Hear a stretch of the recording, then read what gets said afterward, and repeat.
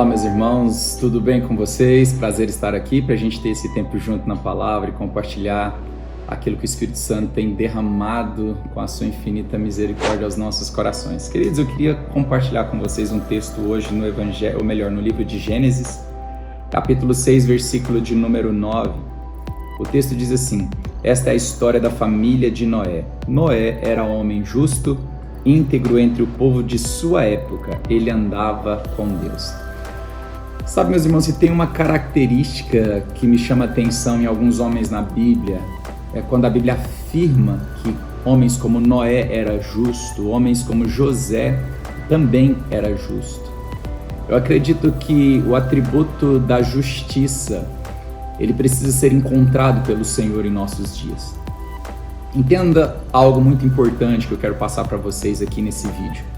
Tudo que Deus quer fazer, todo o propósito que Deus quer fazer cumprir na nossa geração, no nosso tempo, para que haja o cumprimento desse propósito, é necessário que Deus encontre pessoas pontuais, encontre pessoas na nossa geração, na nossa época, que tenha características que se comuniquem com aquilo que Ele quer fazer.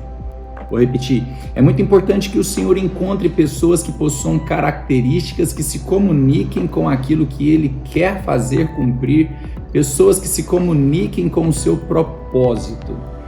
A Bíblia diz aqui nesse texto do capítulo 6 de Gênesis que era tempo onde Deus estaria trazendo juízo sobre a terra. Veja bem, Deus estava querendo manifestar o seu juízo através do dilúvio. Porém, antes de enviar juízo, Deus encontrou naquela geração um homem que possuía justiça. Talvez a gente pode pensar, mas por que isso? Para que o juízo se manifestasse, o Senhor precisaria encontrar alguém que carregasse justiça. Juízo e justiça se comunicam, o juízo viria do céu, a justiça estava brotando na terra. Era necessário haver um homem com justiça para que Deus cumprisse o propósito do juízo.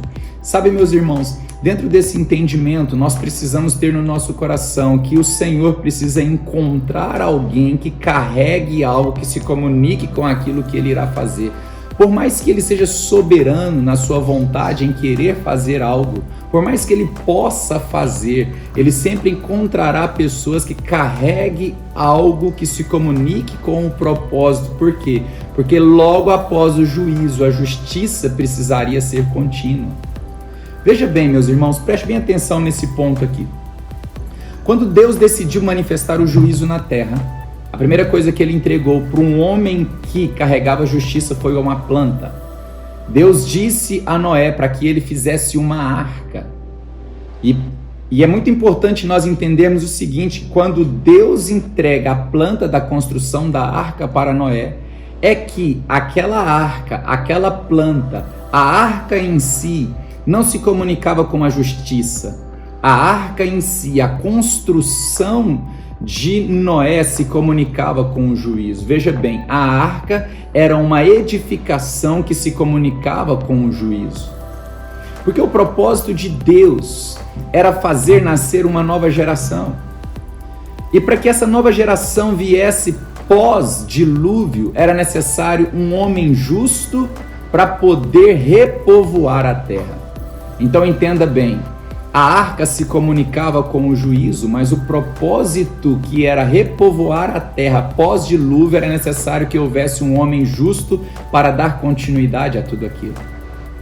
Uma das coisas que eu acho muito importante a gente entender é que Noé trabalhou 100 anos na construção de uma arca que se comunicava com o juízo. Juízo esse que teve duração de 40 dias. Veja bem, trabalhar 100 anos em prol da construção de uma arca que teria utilidade por 40 dias. Talvez você pode pensar assim, mas se eu trabalhasse 100 anos em cima de um projeto, eu não largaria esse projeto em 40 dias. Pois é, Noé trabalha 100 anos na construção de uma arca e logo em seguida ele a deixa quando termina o dilúvio. O que eu entendo aqui? Que nós precisamos estar com o coração, sabe, muito mais ligado no propósito do que propriamente no apego que temos naquilo no qual trabalhamos. Preste bem atenção nisso. 100 anos de trabalho na construção de uma arca que teve utilidade por 40 dias. Você está entendendo? É claro que as águas demoraram a baixar. Eu não vou entrar no tempo que Noé ficou na arca pós-dilúvio, mas literalmente a utilidade da arca foi 40 dias. Eu te pergunto aqui, o que é mais importante? O que é mais importante? O tempo de construção ou o tempo de utilidade? Repito novamente a pergunta.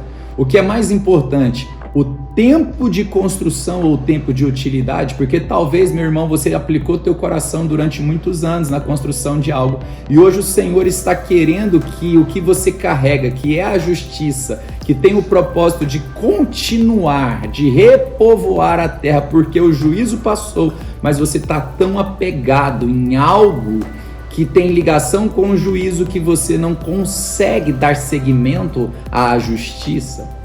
O mais importante é entender é que logo após o dilúvio, quando as águas do dilúvio baixaram, Noé abandona a arca e vai para a tenda. Tenda fala de intimidade, tenda fala de comunhão. A Bíblia diz que Noé se embriagou na tenda. Deixa eu te dar uma palavra, escute isso. Noé não embriagou-se na arca. Noé embriagou-se na tenda. Às vezes você pode estar embriagado com as obras das suas mãos, das quais você já deveria ter deixado há muito tempo. Noé terminou porque ele entendeu. O tempo da utilidade da arca passou, porque o juízo já veio. Agora eu preciso voltar para o lugar da comunhão, da intimidade e ficar lá com o Senhor, porque logo em seguida eu tenho que repovoar a terra a partir daquilo que foi salvo do juízo. Coloque isso no teu coração. A embriaguez de Noé não foi na construção das suas mãos. A embriaguez de Noé foi num lugar de intimidade. Isso fala, sabe do que, queridos? Isso fala, tenda fala de intimidade. Se você quer estar alegre, se você quer estar completamente entregue, completamente rendido, não é na obra das suas mãos, não é na arca, e sim na tenda.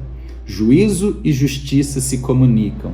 Todas as vezes que Deus quer cumprir um propósito, Ele precisa encontrar alguém que carregue um atributo que se relaciona com aquilo que Ele quer fazer.